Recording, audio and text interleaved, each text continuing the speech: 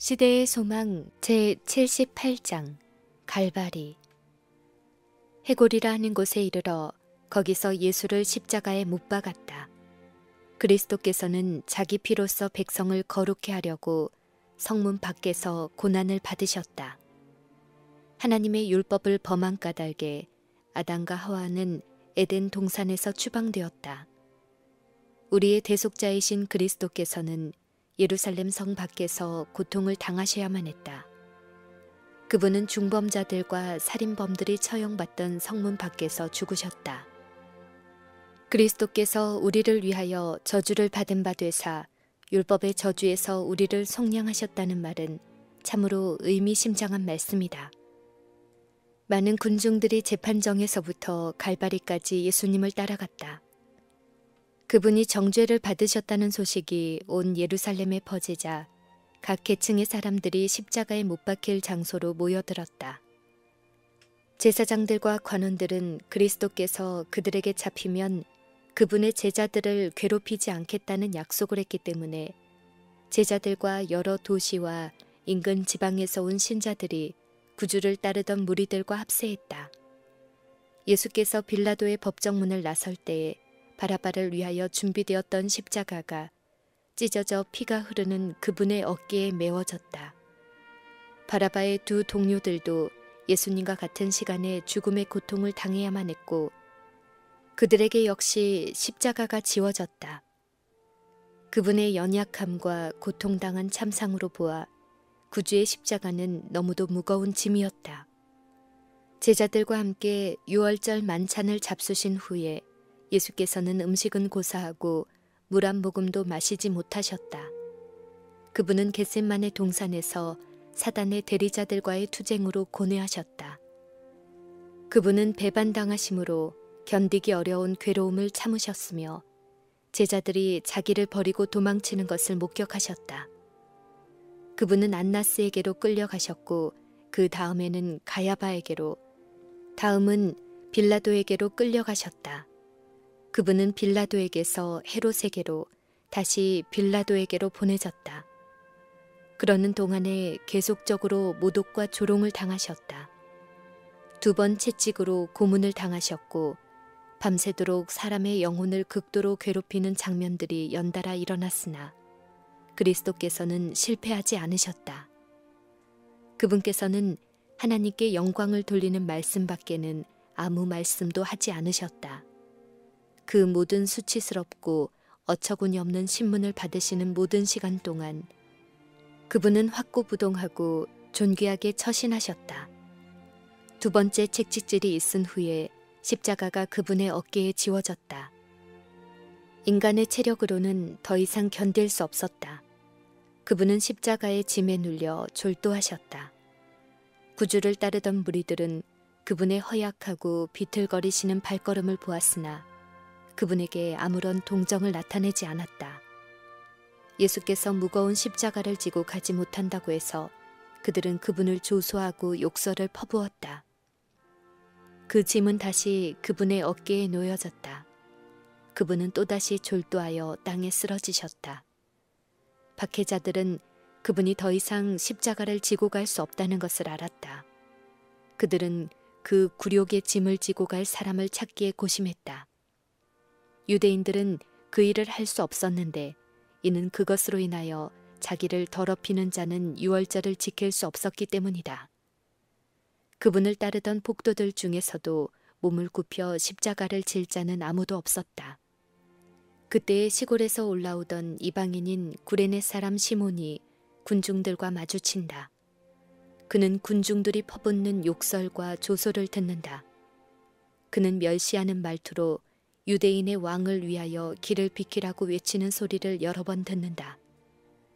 그는 이러한 광경을 보고 몹시 놀라서 발길을 멈춘다.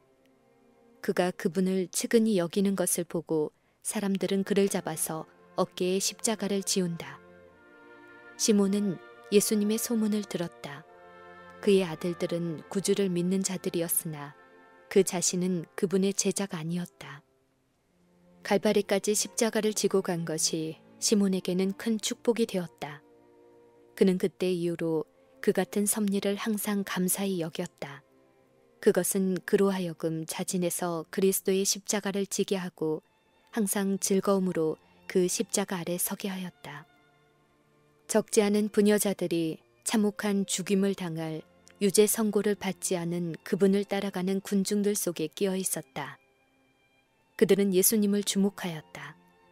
그들 중 어떤 이들은 전에 예수님을 본 일이 있었고 어떤 이들은 그들의 병자와 고통당하는 사람들을 그분에게 데려왔었다. 어떤 이들은 자기 자신이 병고침을 받았다.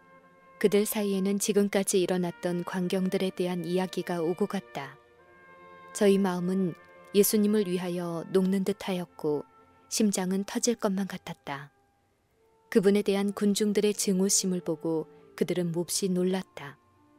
미쳐 날뛰는 군중들의 행동과 제사장들과 관원들의 노기등등한 말에도 불구하고 이 부녀자들은 그분에 대해 동정심을 나타냈다. 예수께서 십자가에 눌려 쓰러지시자 그들은 심히 통곡했다. 이것만이 그리스도의 주의를 끌게 한 유일한 사건이었다. 세상 죄를 지고 말할 수 없는 고통을 당하고 계시면서도 그분은 그들이 나타낸 슬픔에 무관심하지 않으셨다. 그분은 부드러운 동정심을 가지고 그 부녀자들을 바라보셨다. 그들은 그분을 믿는 신자들이 아니었다.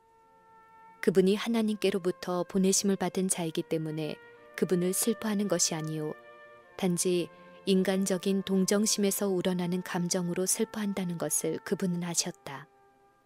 그분은 그들의 동정심을 무시하지 않으셨다. 오히려 그분의 마음속에는 그들에 대한 깊은 동정심이 일어났다. 그리스도께서는 예루살렘의 딸들아 나를 위하여 울지 말고 너희와 너희 자녀를 위하여 울라고 말씀하셨다. 그리스도께서는 자기 앞에 있는 장면으로부터 예루살렘의 멸망의 때를 내다보셨다. 그 무서운 장면 가운데서 지금 그분을 위하여 울고 있는 자들 중에 많은 사람이 저희 자녀들과 함께 멸망당하게 될 것이다. 예루살렘의 멸망의 장면으로부터 예수님의 생각은 더욱 큰 심판으로 향했다. 그분은 회개하지 않는 도성의 멸망이 이 세상에 임할 최후의 멸망의 상징임을 보셨다. 그분은 그때의 사람이 산들을 대하여 우리 위에 무너지라 하며 작은 산들을 대하여 우리를 덮으라 하리라. 푸른 나무에도 이같이 하거든 마른 나무에는 어떻게 되리요? 라고 말씀하셨다. 예수께서는 자기 자신을 푸른 나무, 곧 무죄하신 구속자로 나타내셨다. 하나님께서는 범죄에 대한 당신의 분노를 사랑하는 아들이 당하도록 허락하셨다. 예수께서는 인류의 죄를 위하여 십자가에 못 박히셔야만 하였다. 그렇다면 계속하여 범죄하는 죄인이 져야 할 고통은 어떠하겠는가? 회개하지 않는 자들과 믿지 않는 모든 자들은 이루 말할 수 없는 슬픔과 고통을 당하게 될 것이다.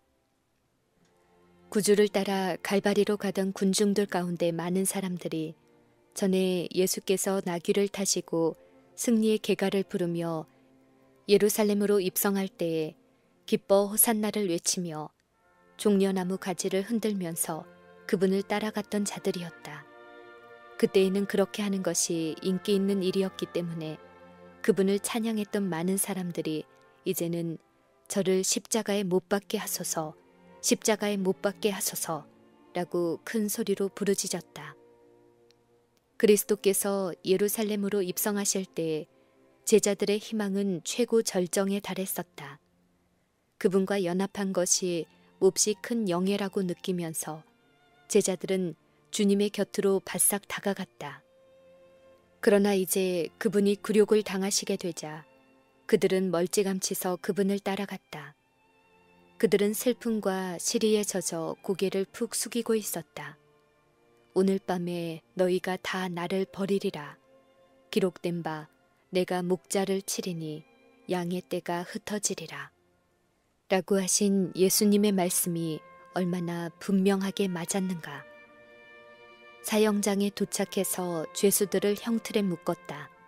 두 강도는 그들을 십자가에 붙들어 매는 사람들의 손에서 벗어나려고 몸부림쳤으나 예수께서는 아무런 저항도 하지 않으셨다.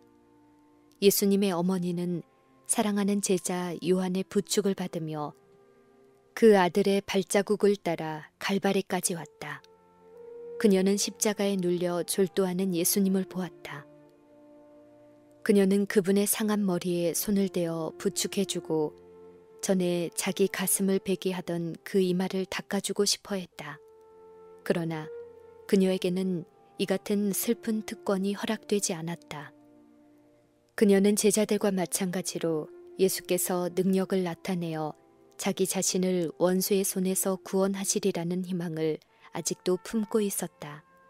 그러나 예수께서 이 모든 일이 일어나리라고 예언하신 말씀을 회상하고 그녀의 마음은 또다시 철렁 가라앉았다. 그녀는 고민에 찬 근심스런 눈으로 강도들이 십자가에 못 박히는 것을 바라보았다. 죽은 자에게 생명을 주시던 그분이 자신을 십자가에 못 박히도록 허락하실까? 하나님의 아들이 자기 자신을 이처럼 참혹하게 살해당하도록 버려두실까? 그녀는 예수님이 메시아라고 믿는 자기의 믿음을 포기해야 할 것인가? 그녀는 고난당하는 예수께 봉사할 특권마저 얻지 못하고 그분이 당하는 치욕과 슬픔을 바라보고만 있어야 하는가? 그녀는 예수님의 손이 십자가 위에 펴진 것을 보았다. 망치와 못을 가져왔다.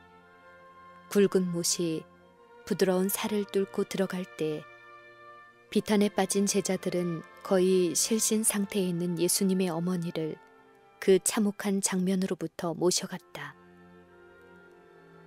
구주께서는 한마디의 불평도 하지 않으셨다. 그분의 얼굴은 침착하고 평온했으나 이마에는 굵은 땀방울이 맺혀 있었다. 그분의 얼굴에 맺히는 식은땀을 씻어줄 동정어린 손길도 없었고 그분의 마음에 와닿는 동정의 말이나 변함없는 충성의 말을 해주는 사람도 없었다.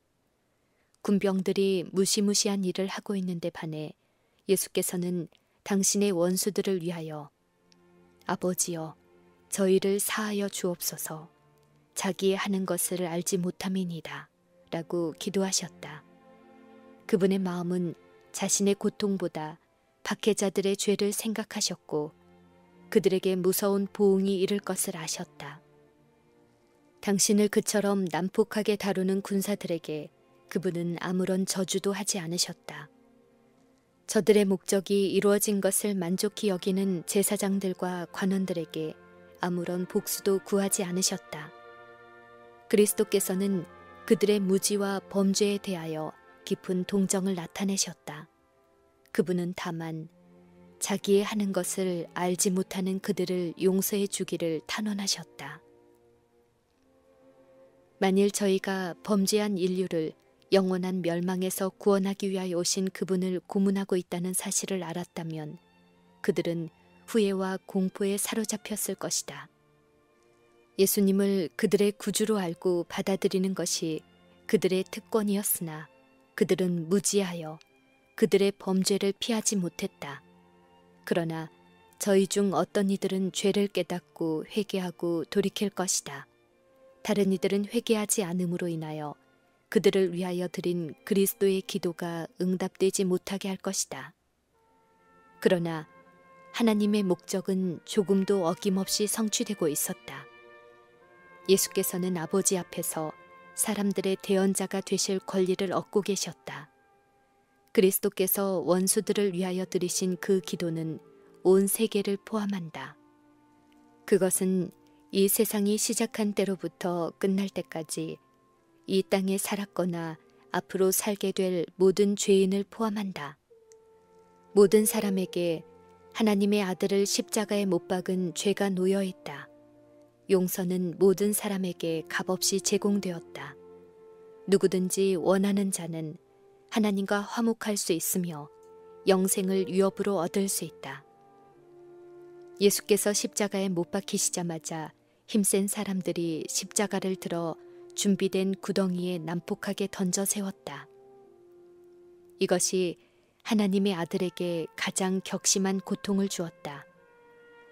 그 후에 빌라도는 히브리어와 헬라어와 라틴어로 쓴 패를 만들어 예수님의 머리 위 십자가에 붙였는데 이 패에는 나사렛 예수 유대인의 왕이라고 기록되어 있었다.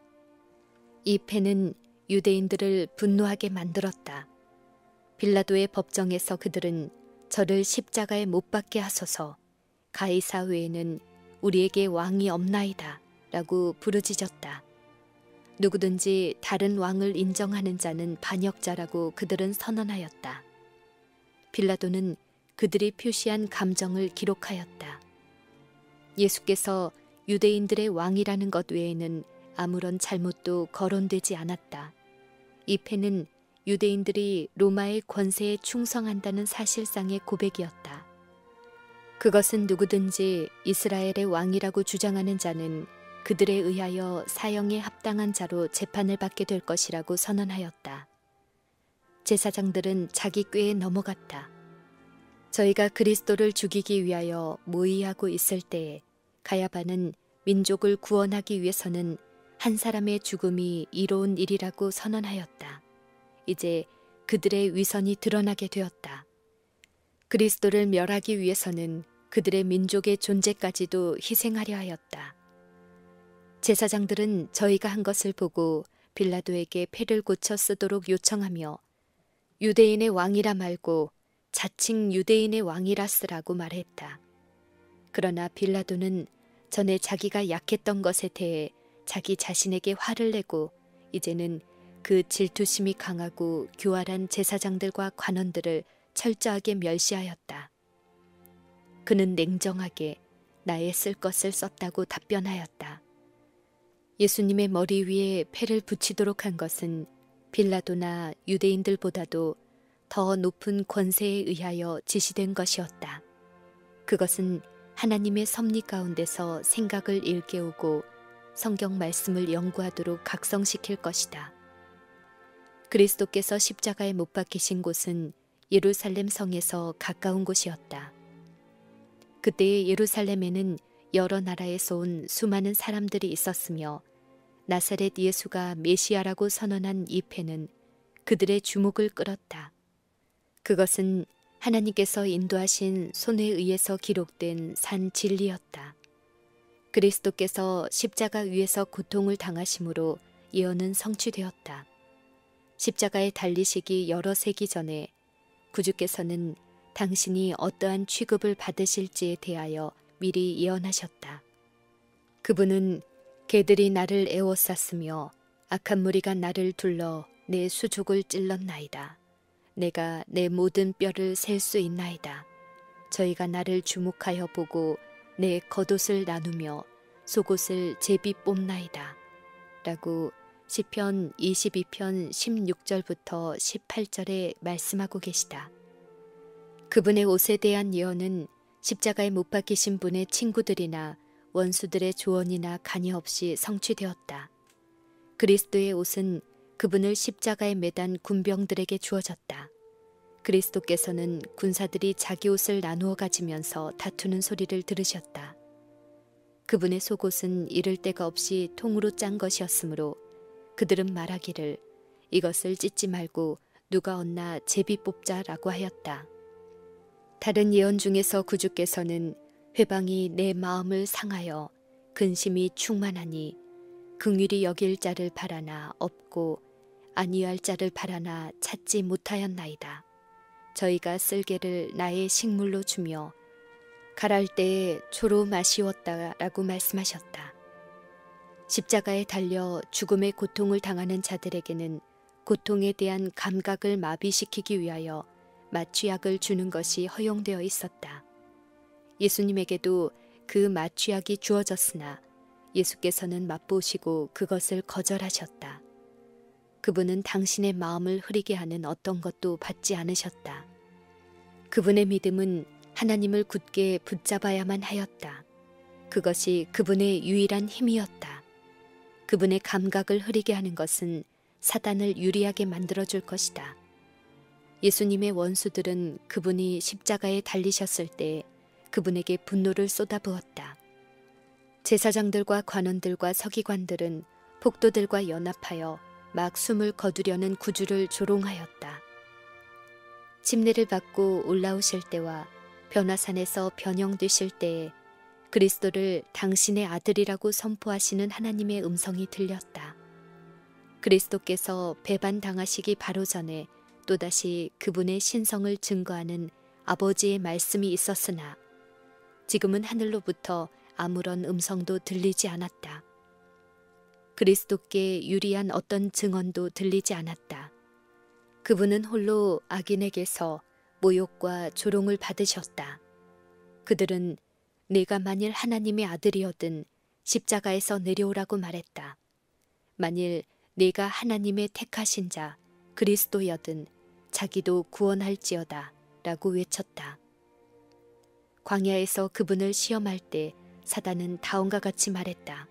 내가 만일 하나님의 아들이어든 명하여 이 돌들이 떡덩이가 되게 하라. 내가 만일 하나님의 아들이어든 성전 꼭대기에서 뛰어내리라. 사단과 그의 천사들은 인간의 모양으로 십자가 곁에 나타났다. 사단과 그의 군대들은 제사장들과 관원들과 더불어 협력하고 있었다. 백성들의 교사들은 무지한 폭도들을 자극해서 그들 중 많은 사람들로 하여금 저희가 한 번도 본 일이 없는 그분에게 형벌을 선고하도록 유도했으며 심지어는 그분에 대하여 거짓 증언을 하도록 했다. 제사장들과 관원들과 바리새인들과 완악한 폭도들은 악마 같은 광폭 가운데 결탁했으며 종교 지도자들도 사단과 그의 천사들로 더불어 연합하였다. 그들은 그의 명령을 수행하고 있었다. 고통 속에서 죽어가는 예수께서는 저가 남은 구원하였으되 자기는 구원할 수 없도다. 저가 이스라엘의 왕이로다. 지금 십자가에서 내려올지어다. 그러면 우리가 믿겠노라 라고 외치는 제사장들의 말을 다 들으셨다. 그리스도께서는 십자가에서 내려오실 수 있으셨다. 그러나 죄인이 하나님의 용서와 은총을 받을 수 있는 희망을 갖게 된 것은 그분께서 자기 자신을 구원하려고 하지 않으셨기 때문이다. 예언의 해설자라고 주장하는 자들은 구주를 모욕하는 말을 하는 가운데서 영감이 이때에 그들이 바라리라고 예언했던 바로 그 말들을 되풀이하고 있었다. 그러나 그들은 눈이 어두워 저희가 예언을 성취시키고 있다는 사실을 알지 못했다. 저가 하나님을 신뢰하니 하나님이 저를 기뻐하시면 이제 구원할지라 제 말이 나는 하나님의 아들이라 하셨도다 라고 조롱하던 자들은 그들의 증언이 그 후 각 시대를 통하여 전해 내려가리라고는 전혀 생각지 못했다. 그러나 비록 조롱으로 한 말이지만 그 말은 사람들로 하여금 전에 없이 열성적으로 성경 말씀을 연구하게 하였다. 지각이 있는 사람들은 듣고 연구하고 생각하고 기도했다. 그리스도의 사명을 이해할 때까지 성경절들을 비교하며 연구하기를 조금도 쉬지 않은 자들이 있었다. 그분이 십자가에 달리셨을 때처럼 예수님이 잘 알려진 때는 전에 결코 없었다. 십자가에 못 박히신 장면을 바라보고 예수님의 말씀을 들은 많은 사람들의 마음속에 진리의 빛이 비치고 있었다. 십자가 위에서 고통당하시는 예수께 한 줄기 위안의 빛이 비추었다. 그것은 회개하는 강도의 기도였다.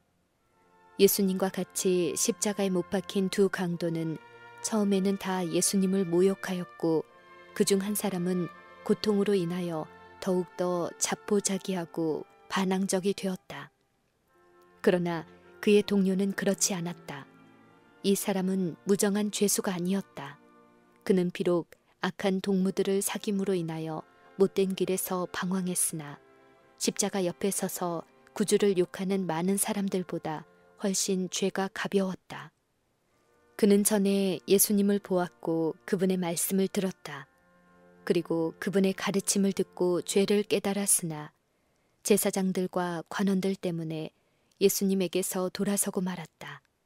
그는 죄책감을 없애기 위하여 점점 더 깊은 죄에 빠져들어가 마침내 체포되어 죄수로서 신문을 받게 되었고 드디어 십자가의 죽임을 당하도록 선고되었다.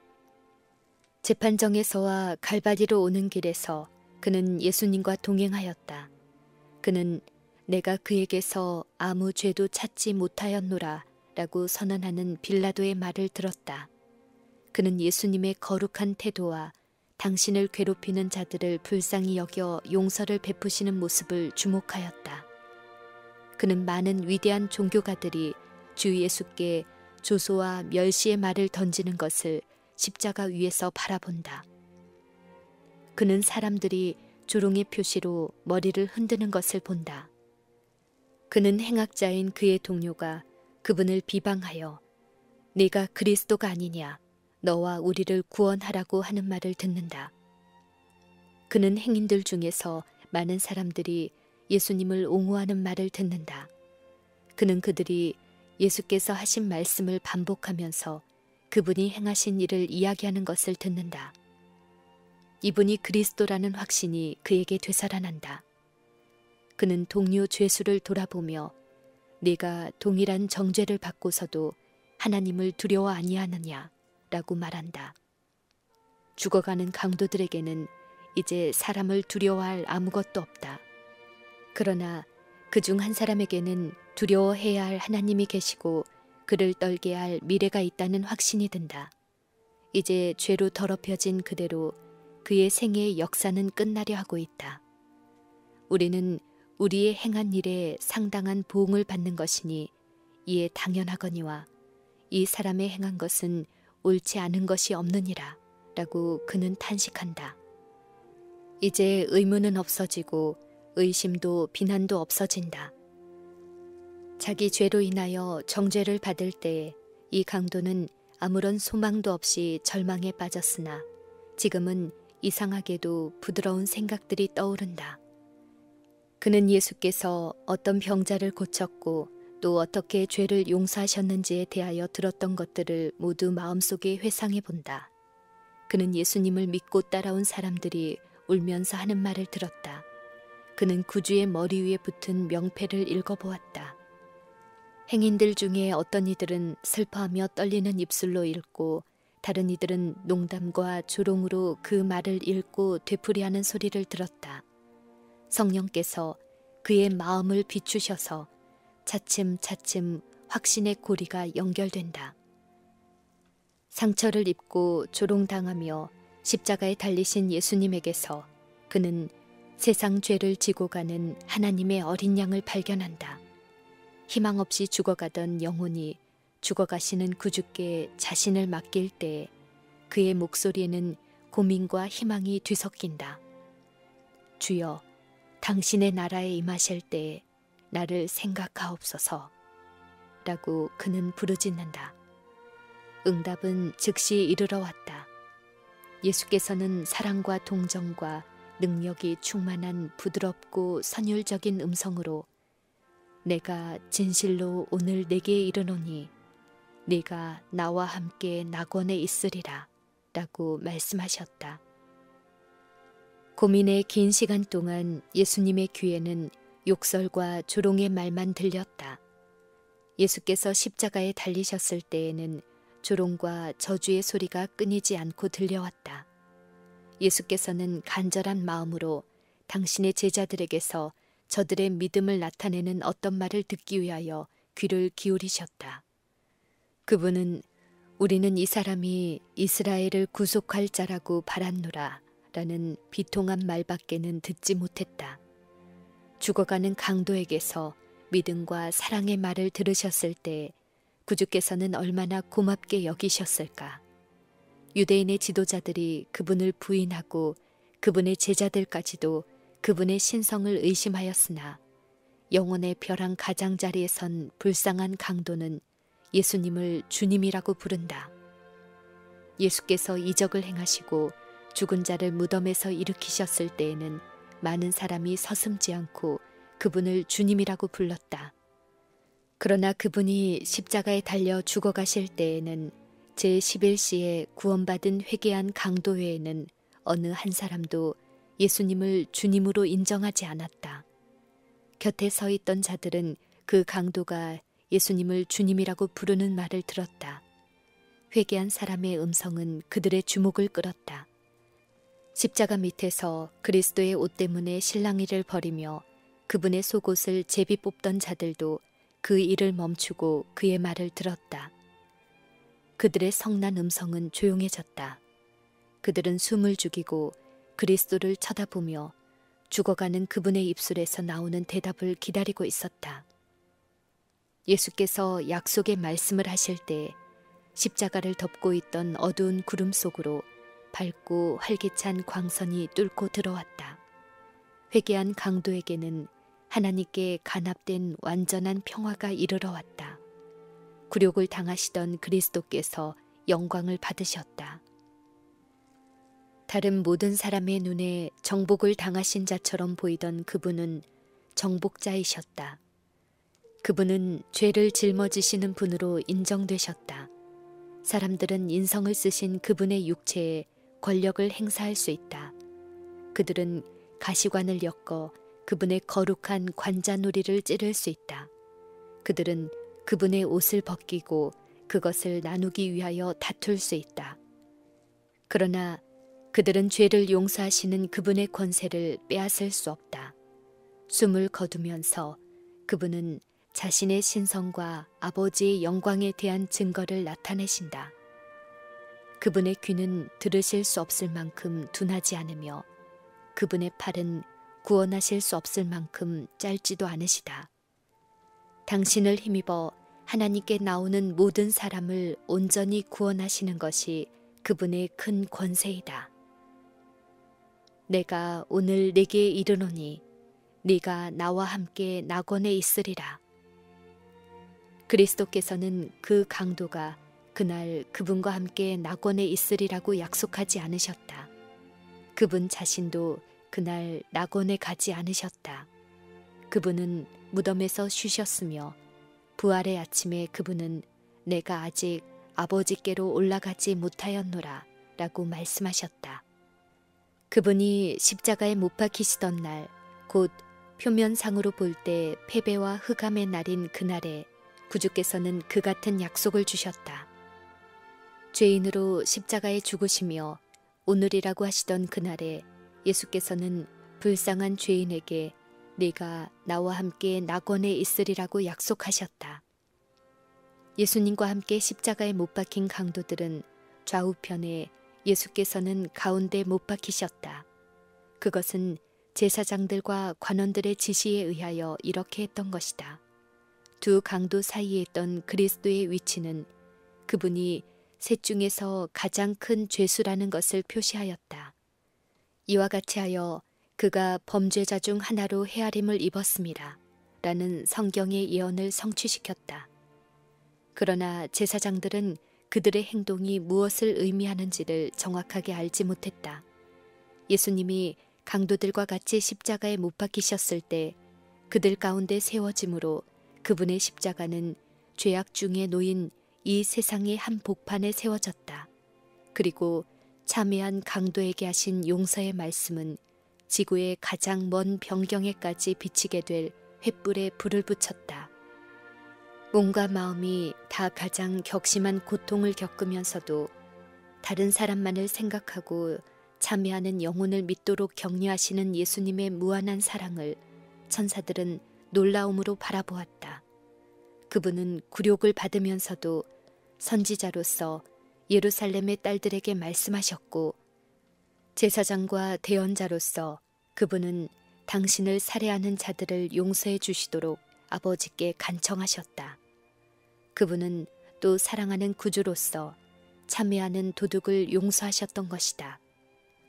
예수께서 주위에 있는 군중들을 둘러보다가 그중 한 사람에게 눈을 고정시켰다. 십자가 밑에는 그분의 어머니가 제자 요한의 부축을 받고 서 있었다. 그녀는 자기 아들과 떨어져 있을 수 없었다. 끝이 가까웠음을 알고 요한은 그녀를 다시 십자가로 데리고 왔다. 숨을 거두려는 시간에 그리스도께서는 당신의 어머니를 기억하셨다. 슬픔에 잠긴 어머니의 얼굴과 요한을 바라보면서 예수께서는 어머니에게 말씀하셨다. 여자여 보소서, 아들이니이다. 그리고 나서 요한에게 말씀하셨다. 보라, 내 어머니라. 요한은 그리스도의 말씀을 깨달았으며 그 위탁을 받아들였다. 그는 즉시 마리아를 자기 집으로 모시고 가서 그때부터 그녀를 친절히 봉양하였다. 오, 인정 많고 사랑 많으신 구주께서는 육체적 고통과 정신적 고민 중에서도 어머니를 몹시 염려하셨다. 그분은 어머니를 안락하게 모실 만한 돈이 없었다. 요한이 마음속에 그분을 모시고 있었으므로 그분은 자기 어머니를 귀중한 유산으로서 요한에게 맡기셨다. 그렇게 하여 예수께서는 당신의 어머니가 가장 필요로 하는 것, 곧 그녀가 예수님을 사랑하였기 때문에 그녀를 사랑하는 한 사람의 부드러운 동정을 그녀를 위하여 준비하셨다. 따라서 하늘의 위탁으로 그녀를 받아들인 요한은 큰 축복을 받았다. 그녀는 그가 사랑하던 주님을 항상 생각나게 하였다. 효도에 대한 그리스도의 완전한 모본은 어두운 세대를 밝은 빛으로 비춘다. 거의 30년 동안 예수께서는 매일의 일과를 수행하심으로 가사의 짐을 나누어 지셨다. 이제 그분은 마지막 고통 중에서도 슬퍼하는 홀어머니를 위하여 필요한 준비를 잊지 않으신다. 그와 같은 정신이 우리의 주님을 따르는 모든 제자들에게서도 나타나야 할 것이다. 그리스도를 따르는 자들은 저들의 부모를 존경하고 그들을 부양하는 것이 신앙의 일부라는 사실을 생각해야 할 것이다.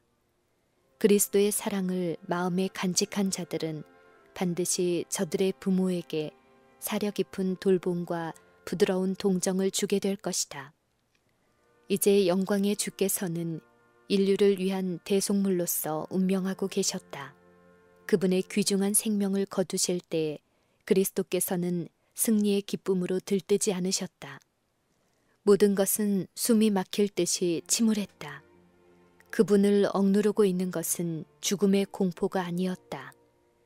그분에게 말할 수 없는 고민을 자아내게 한 것은 십자가의 고통과 치욕이 아니었다. 그리스도께서는 고통당하는 자 중에 제1인자이셨으나 그분의 고통은 죄의 유해성을 느끼는 데서 오는 고통, 인간이 죄에 익숙해 있기 때문에 죄의 흉악성을 알지 못한다는 것을 아는 데서 오는 고통이었다. 죄가 인간의 마음속에 너무나 깊이 자리 잡고 있다는 것과 죄의 권세를 깨트리고 나오려는 사람은 너무도 적다는 것을 그리스도께서는 아셨다. 그분은 하나님의 도움 없이는 인간이 멸망할 수밖에 없다는 것을 아셨고 수많은 사람들이 많은 도움을 받을 수 있는 위치에 있으면서도 죽어가고 있는 것을 보셨다. 우리의 대속자요 보증인이 되시는 그리스도께 우리 모두의 죄가 놓여 있다. 우리를 율법의 정죄에서 구속하려고 그분은 범죄자로 헤아림을 받으셨다. 아담의 모든 자손의 죄가 그분의 마음을 눌렀다. 불법으로 인하여 생긴 죄에 대한 하나님의 진노, 곧 그분의 무서운 불쾌하심이 당신의 아들의 영혼을 전율하게 만들었다. 그리스도께서는 당신의 온 생애를 통하여 타락한 세상에 아버지의 자비와 용서하시는 사랑에 대한 좋은 소식을 전했다. 죄인들의 괴수를 위하여 구원을 베푸시는 것이 그분의 과제였다. 그러나 이제 그분이 지신 죄의 엄청난 무게로 인하여 그분은 화해를 나타내는 하나님의 얼굴을 볼 수 없었다. 이 최대의 고민의 시간에 하나님께서 구주로부터 얼굴을 돌리심으로 인간이 결코 완전히 이해할 수 없는 슬픔이 그분의 마음을 찔렀다. 이러한 고민이 너무 컸기 때문에 그분은 육체적 고통을 거의 느낄 수 없었다. 사단은 맹렬한 유혹으로 예수님의 마음을 쥐어짜듯이 괴롭혔다. 구주께서는 무덤의 문을 꿰뚫어 보실 수 없었다. 그분이 정복자로서 무덤에서 나오리라는 희망이 주어지지 않았고 아버지께서 그 희생을 간합하셨다는 말도 그분에게 들려오지 않았다. 하나님께서는 죄를 심히 미워하시기 때문에 그분은 하나님과 영원히 분리되지는 않을까 두려워하였다. 그리스도께서는 범죄한 인류를 위하여 자비가 더 이상 탄원하지 않게 될 때 죄인이 느끼게 될 고민을 느끼셨다. 그분이 마신 잔을 그처럼 쓰게 하고 하나님의 아들의 심장을 파열시킨 것은 인류의 대속자이신 그분에게 아버지의 진노가 쏟아지게 만든 죄에 대한 의식이었다. 천사들은 놀람으로 구주의 절망적인 고민을 목격하였다. 하늘 군대들은 그 무서운 광경에서 그들의 얼굴을 가렸다. 무생물계도 모욕을 당하고 숨을 거두는 창조주에게 동정을 표했다. 태양은 이 무서운 광경을 보기를 거절했다. 세상을 밝게 비추고 있던 한낮의 태양이 그때 갑자기 없어진 것처럼 보였다. 장례식 휘장 같은 칠흑 같은 어두움이 십자가를 뒤덮었다. 온 땅에 어두움이 임하여 제9시까지 계속하였다. 일식이나 다른 자연 현상이 없었는데도 달이 없고 별도 없는 한밤중의 짙은 어둠과 같았다. 그것은 후세 사람들의 믿음을 굳게 하기 위하여 하나님께서 주신 기적적인 증거였다. 그 짙은 어두움으로 인하여 하나님의 임재가 가려졌다.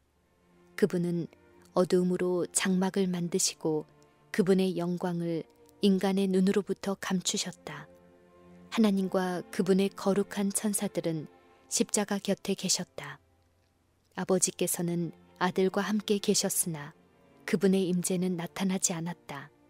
만일 하나님의 영광이 구름 속에서 번쩍였다면 모든 관중들은 멸망하고 말았을 것이다. 그리스도께서는 그 무서운 시간에 아버지의 임재하심에서 오는 위로를 받지 못하셨다. 그분은 홀로 포도즙 틀을 밟으셨으며 백성 가운데 그분과 함께한 사람은 하나도 없었다. 하나님께서는 짙은 어두움으로 당신의 아들이 당하는 최후의 인간적인 고민을 가리셨다. 고통 중에 있는 그리스도를 본 모든 사람들은 그분의 신성을 확신했다. 한번 인간에게 보였던 그 얼굴은 결코 잊히지 않았다. 가인의 얼굴이 살인자로서 그의 죄를 나타냈던 것처럼 그리스도의 얼굴은 무죄와 침착과 자비심, 곧 하나님의 형상을 나타내었다. 그러나 그분의 고소자들은 하늘에 인해 주의하지 않았다. 조롱하던 군중들이 고뇌의 긴 시간 내내 그리스도를 바라보았으나 이제 그분은 자비스럽게도 하나님의 외투로 가려지셨다. 죽음의 정적이 갈바리 언덕에 내린 듯하였다. 십자가 주위에 모였던 무리들은 형언할 수 없는 공포심에 사로잡혔다. 저주와 욕설은 도중에 멈춰졌다. 남자들과 여자들과 어린아이들은 땅에 엎드렸다. 때때로 밝은 번개가 구름 속에서 번쩍여 십자가와 십자가에 못 박히신 구주를 환히 비추었다. 제사장들과 관원들과 서기관들과 사형 집행자들과 폭도들은 모두 다 저들이 보복을 받을 때가 이른 줄로 생각하였다. 잠시 후에 어떤 사람들은 이제 예수께서 십자가에서 내려오실 것이라고 속삭였다. 어떤 이들은 가슴을 치고 무서워 울부짖으면서 더듬더듬 도성으로 돌아가려고 하였다. 제9시에는 어두움이 백성들에게서 거쳤으나 아직도 구주를 덮고 있었다. 그것은 그분의 마음을 억누르고 있는 고민과 공포의 상징이었다. 어떤 사람의 눈도 십자가를 둘러있는 그 어둠을 꿰뚫어 볼 수 없었으며 고통당하는 그리스도의 영혼을 싸고 있는 짙은 어둠을 뚫어볼 수 없었다. 성난 번갯불이 십자가에 달려있는 그분을 맹렬히 공격하는 것처럼 보였다. 그때에 예수께서 크게 소리질러 가라사대 엘리 엘리 라마 사박다니 나의 하나님 나의 하나님 어찌하여 나를 버리셨나이까 라고 하셨다. 구주의 주위에 짙은 어둠이 머물러 있을 때 많은 사람은 다음과 같이 부르짖었다. 천벌이 그에게 내리고 있다. 그가 하나님의 아들이라 주장하였기 때문에 하나님의 분노의 화살이 그를 공격하고 있다. 그분을 믿는 많은 사람이 그분의 절망적인 부르짖음을 들었다. 희망은 그들을 떠났다. 하나님이 예수님을 버리셨다면 그분을 믿는 자들은 무엇을 믿을 수 있겠는가? 억눌렸던 그리스도의 정신으로부터 어둠이 거쳤을 때 그분은 다시 육체적 고통을 느끼고 내가 목마르다 라고 말씀하셨다. 한 로마 군인이 타는 입술을 바라보고 동정심이 일어나 우슬초 막대기에 해용을 메어 그것을 신 포도주 그릇에 찍어 예수께 드렸다. 그러나 제사장들은 그분의 고통을 보고 조롱하였다.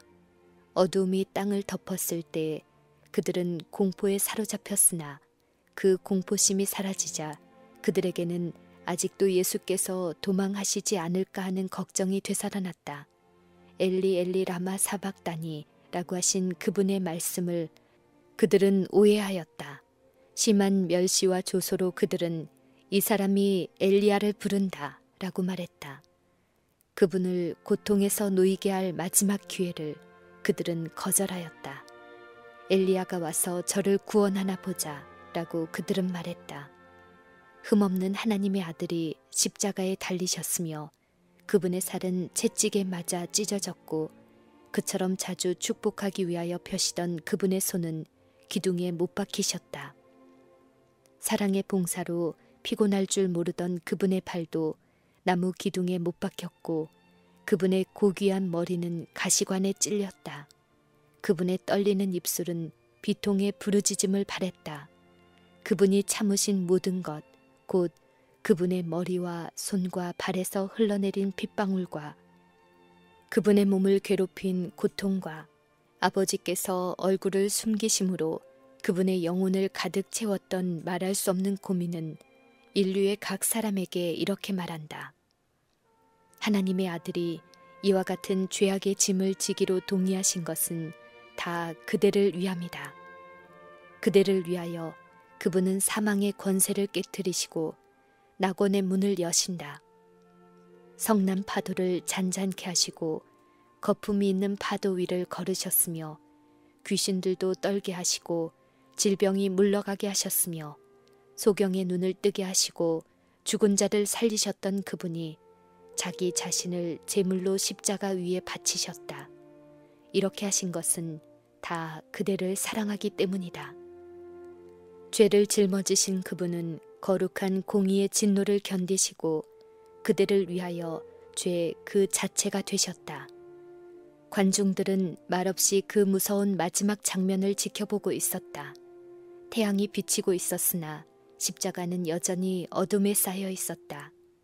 제사장들과 관원들이 예루살렘을 바라보니 빽빽한 구름이 도성과 유대 평야를 덮고 있었다. 의의 태양이시오.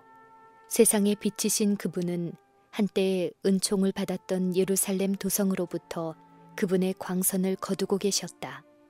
하나님의 진노의 맹렬한 번갯불이 운명 지어진 도성에 내리고 있었다. 갑자기 어두움이 십자가에서 거쳤다. 그때 예수께서는 삼라 만상을 울리는 듯한 나팔 소리 같은 맑은 음조로 다 이루었다. 아버지여, 내 영혼을 아버지 손에 부탁하나이다. 라고 부르짖으셨다. 한 줄기 빛이 십자가를 둘렀으며 구주의 얼굴은 해와 같은 영광으로 빛났다. 그리고 나서 예수께서는 머리를 가슴 위로 떨구고 운명하셨다. 표면상으로 하나님께 버림받으신 그리스도께서는 무서운 흑암 중에서 인간이 마셔야 할 고통의 잔을 남김없이 마셨다. 이 무서운 시간 동안 그분은 이제까지 당신에게 주셨던 아버지의 간합하심의 증거에 의지하였다. 그분은 아버지의 품성을 잘 알고 계셨으며 그분의 공의와 자비와 크신 사랑을 이해하고 계셨다. 그분은 항상 기쁨으로 즐겨 순종하였던 하나님을 믿음으로 의지하셨다. 그분이 순종하는 마음으로 자기 자신을 하나님께 맡겼을 때 아버지의 은총을 잃어버렸다는 생각은 없어졌다. 믿음으로 그리스도께서는 승리자가 되셨다. 이 세상은 전에 이런 광경을 목격한 적이 결코 없었다. 군중들은 넋을 잃고 서서 숨을 죽인 채 주님을 바라보고 있었다. 어두움은 다시 땅을 덮었고 맹렬한 천둥 소리와 같은 둔탁한 울림이 들려왔다. 무서운 지진이 일어나고 많은 사람들이 함께 흔들렸다. 극도의 혼란과 경악이 계속되었다. 근처 산에서는 바위들이 산산이 갈라져서 평야로 굴러떨어졌다. 무덤들이 갈라져 열렸고 시체들이 무덤 밖으로 내동댕이 쳐졌다. 삼라만상이 산산이 부서지는 것 같았다. 제사장들과 관원들과 군사들과 사형 집행자들과 백성들은 무서워서 말도 못하고 땅에 엎드려 있었다.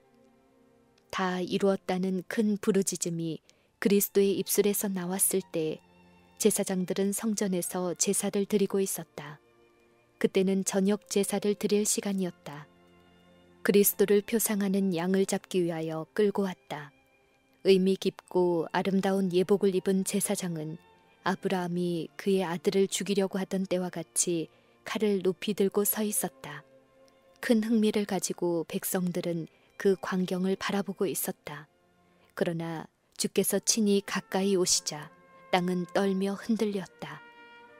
성전 안의 휘장이 소리를 내면서 보이지 않는 손에 의하여 위에서부터 아래로 찢어져 한때 하나님의 임재로 충만했던 곳이 군중의 눈으로 볼 수 있도록 열려 제쳐졌다.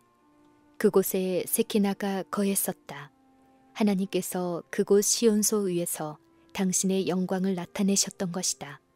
대제사장 외에는 아무도 이 부분과 성전의 다른 부분을 갈라놓는 이 휘장을 쳐들 수 없었다. 대제사장은 1년에 한 번씩 백성의 죄를 속하기 위하여 그곳에 들어갔다. 그러나 보라, 이 휘장이 두 조각으로 찢어진 것이다. 지상 성소의 일부인 지성소는 더 이상 거룩한 장소가 아니다. 모든 것이 공포와 혼란뿐이었다. 제사장은 희생 제물을 죽이려 했으나 칼은 그의 무기력한 손에서 떨어지고 양은 도망쳐 버렸다. 모형이 하나님의 아들의 죽음으로 원형과 마주쳤다. 큰 희생이 이루어졌다. 지성소로 가는 길은 열렸다. 새롭고 산 길이 만민을 위하여 준비되었다. 더 이상 죄 많고 슬픔에 찬 인간들은 대제사장이 나오는 것을 기다릴 필요가 없었다. 이제부터는 구주께서 모든 하늘의 하늘에서 제사장과 대언자로서 직무를 행하실 것이다. 이제는 마치 예배하는 자들에게 힘있는 목소리로 다음과 같이 말하는 것 같았다. 이제 죄를 위한 모든 희생과 제사는 끝났다. 하나님이여 보시옵소서. 두루마리 책에 나를 가리켜 기록한 것과 같이 하나님의 뜻을 행하러 왔나이다. 라는 당신의 말씀대로 하나님의 아들이 오셨다.